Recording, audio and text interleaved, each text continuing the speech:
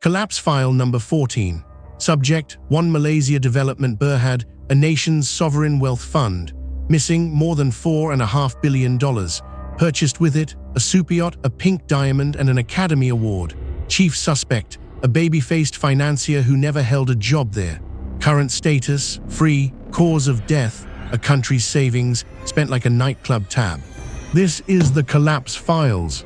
The file begins with Low Teak JHO Low to his friends, and he collected friends the way other men collect stamps.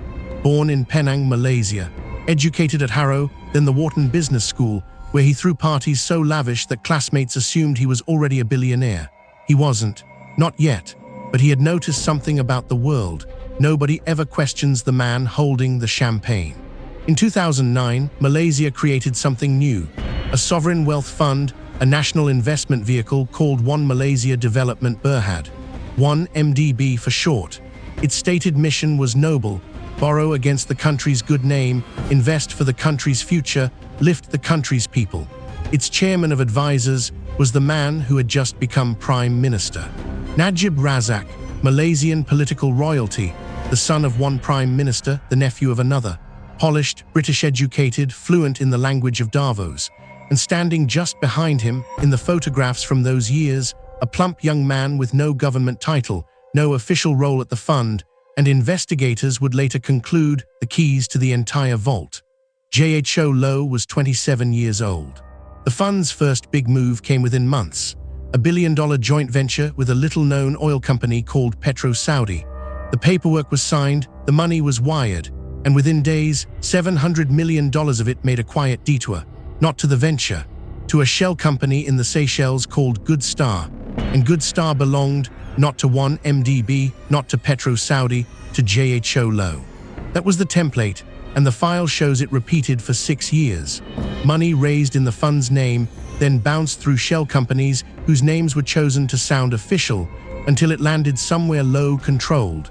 By the time the scheme died, prosecutors in Washington would put the total at more than $4.5 billion, the largest kleptocracy case in American history. And here is this file's first twist, because a heist this size needs a very large shovel, and the shovel was Goldman Sachs. In 2012 and 2013, Goldman arranged 3 bond deals that raised $6.5 billion for 1MDB. Its fees, roughly $600 million, a number prosecutors would later call wildly out of proportion to the work. The most storied name on Wall Street was earning like a getaway driver. Inside Goldman, the deals were championed by a star banker in Southeast Asia named Tim Lessner. Compliance staff had raised concerns about JHO Low before. He had been turned away as a private client twice over questions about the source of his wealth. Yet there he was, sitting invisibly at the center of the biggest bond deals in the region. The fees, it seems, answered every question. Where did the bond money go? Watch the trick. Some of it was owed to a real Abu Dhabi company called Arba Investments, so the conspirators registered a fake company in the British Virgin Islands with almost exactly the same name. Arba and Arba, one legitimate, one a costume. Well over $1 billion flowed to the costume. On a bank statement, the two were indistinguishable. Then in March of 2013, came the transfer this file is really about. $681 million, routed through a shell called Tanor, landed in a private bank account in Kuala Lumpur. Not a company account, a personal one. The account of the sitting Prime Minister of Malaysia, Najib Razak, weeks before he faced the country in a general election. Najib would later insist the money was a gift, a donation, he said, from the Saudi royal family. Most of it eventually returned. Hold that explanation. The file will come back to it, because while the fund was borrowing billions in the country's name, the money was already leaving, and it was leaving loudly. The money made noise. Vegas parties with celebrities paid simply to attend. Gambling sprees. A birthday where the champagne budget alone ran into the millions. JHO Low became famous in the gossip pages as the mystery whale, the smiling kid from Malaysia, outspending Saudi princes and Russian oligarchs, while nobody could quite say where the money came from. He commissioned a superyacht, the Equanimity, $250 million of glass and teak, with a helipad, a cinema, and a hospital. He bought a private jet, penthouses in New York, mansions in Beverly Hills and London, a Picasso here, a Basquiat there, some of it gifted onward to movie stars because Jho Low was buying something money is not supposed to buy. He was buying a world. And then there is the movie. Low's circle included the Prime Minister's stepson, who co-founded a film production company in Los Angeles. Its debut prestige project was budgeted at roughly $100 million, money that federal investigators traced directly to funds diverted from 1MDB.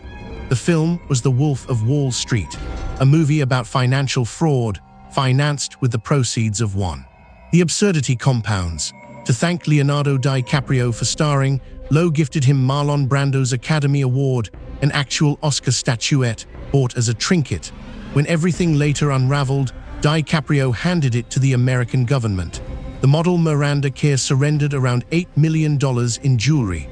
The gifts were evidence now. They always had been. And for the Prime Minister's wife, Rosma Mansur, the file records a single item, a necklace built around a 22-carat pink diamond, priced at around $27 million, paid for, American investigators say, with money traceable back to the fund. A country's borrowed billions hanging on one neck. Which brings us to the exhibit. In July 2016, the United States Department of Justice filed a set of civil forfeiture complaints. Read the case caption, United States of America versus the Wolf of Wall Street motion picture. A government suing a film, plus a superyacht, a pink diamond, and an Oscar to recover them as the proceeds of fraud. Over $1.7 billion in assets, itemized like a pawnshop ledger. The paperwork made it official. The party had been a crime scene all along. So who lit the fuse? A former insider at Petro Saudi walked out with the company's servers, hundreds of thousands of emails and documents. He passed them to a British investigative journalist, Claire Rewcastle-Brown, who published the trail on a site called Sarawak Report. For his trouble, the whistleblower ended up in a Thai prison cell. The story, though, was loose.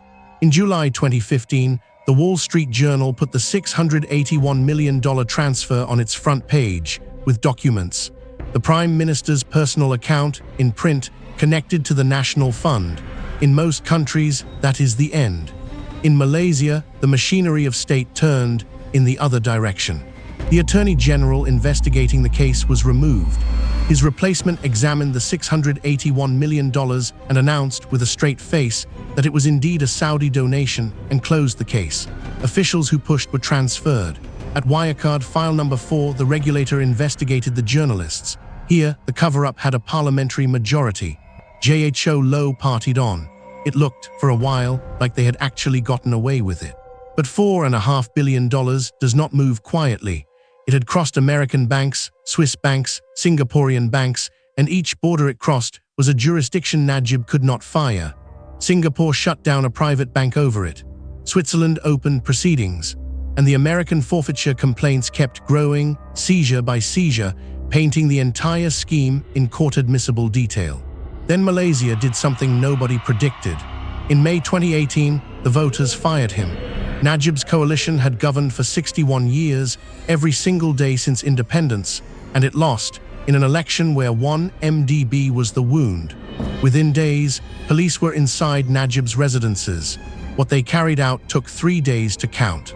567 designer handbags, 12,000 pieces of jewelry, hundreds of watches, cash in 26 currencies, around $250 million worth of goods hauled out in police trucks, the domestic residue of a fund that had been created to build power plants and lift a nation. The toys came home one by one. The equanimity was seized off Indonesia and handed to Malaysia, which sold her for $126 million, half what Low paid, the discount you take on a yacht with a criminal record. The jet was grounded. The paintings, the penthouses, the Oscar, recovered, auctioned, repatriated. To date, American authorities alone have returned roughly $1.4 billion to Malaysia. Then the reckoning climbed the food chain. In 2020, Goldman Sachs' Malaysian subsidiary pleaded guilty to a foreign bribery conspiracy, the first criminal conviction in the firm's 150-year history, and the bank agreed to pay more than $5 billion across settlements, including $3.9 billion to Malaysia itself. The fees had finally been priced correctly. Tim Lesner, the star banker, pleaded guilty and was sentenced to 2 years. His deputy got 10. And Najib Razak, son of a prime minister, nephew of a prime minister, was convicted in 2020 and went to prison in 2022 when the country's highest court ran out of patience with his appeals. In December 2025, the main event ended. A Kuala Lumpur court found him guilty on every remaining count: abuse of power, money laundering, over more than $700 million that had passed through his personal accounts. The Saudi donation defense was dead. 15 more years stacked on top of his existing sentence and a fine of 13.5 billion ringgit, more than $3 billion. Days earlier, a court had rejected his bid to serve it at home. And JHO Low, charged in America, charged in Malaysia, on Interpol's wanted list for years. He surrendered around $700 million in assets through his lawyers, admitting nothing from an address he declined to provide. In 2025, the journalists who spent a decade tracking him reported where that address is: a mansion in a gated Shanghai neighborhood, they allege, behind a fake Australian passport and a borrowed Greek name. Weigh the tally: a prime minister in prison until the 2040s, Wall Street's proudest bank criminally convicted, a whistleblower jailed, a journalist vindicated, $1.4 billion shipped home in evidence bags, everyone who touched the money paid, except the man who designed the machine. The file's chief architect has never spent a single night in a cell. By the accounts of those who found him, he still has the cars, the guards, the mansion, the same life, in a country with no extradition treaty, spending what $4.5 billion leaves behind. Somewhere in Shanghai, the party never actually ended. Only the guest list changed. A national fund that financed a yacht, a diamond, and a movie about fraud. A donation that was never a donation. A bank that finally met a fee it couldn't justify. And a 27-year-old who stole a country, then vanished into the one place the warrants cannot follow. File number 14 is closed. The case is not.